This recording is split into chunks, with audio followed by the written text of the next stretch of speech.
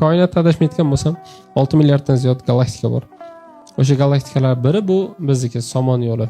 Somon yo'lini ichida bilmayman necha ming yo necha million ehtimol quyosh sistemasi bor. Bittasi shu siz bilan biz yashayotgan quyosh sistemasi.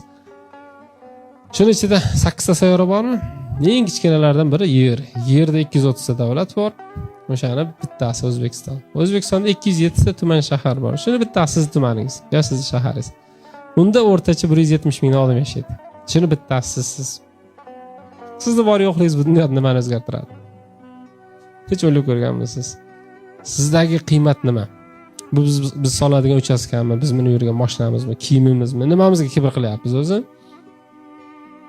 Ishoning, tarixda shunaqa boy odamlar o'tgan.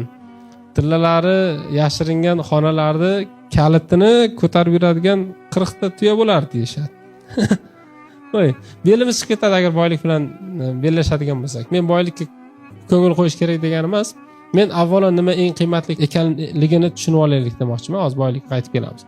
Ya'ni bu sizning ruhiyatingiz. Hozir 6 milliarddan kelyapmiz. Ulamolar dunyoni ikkiga bo'lishgan ekan-da. Dunyoyi kabir, dunyoyi sag'ir deydi. Hozir zamonaviy tilda makro olam va mikro olam deymiz. Eng qiziq narsa aytaymi? Bizni o'rab turgan shu 6 milliard galaktika bu dunyoyi sag'ir hisoblanadi, ya'ni kichkina olam. Bunda katta olam qayerda desa, bu sizni ichki dunyoyingiz. Ya'ni qalb.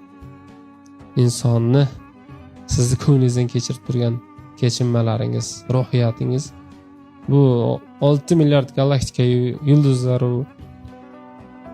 hammasini yig'ib olib kelgan taqdirda ham qiymat jihatdan sizni qalbingizdan ulug' bo'lmaydi.